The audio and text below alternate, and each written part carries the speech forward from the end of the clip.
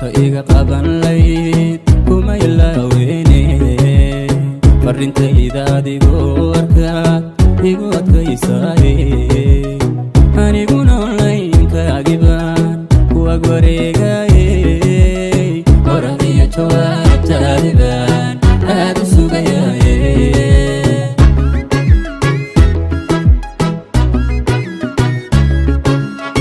haddad kolka iga qaban layd kuma ilaaweyne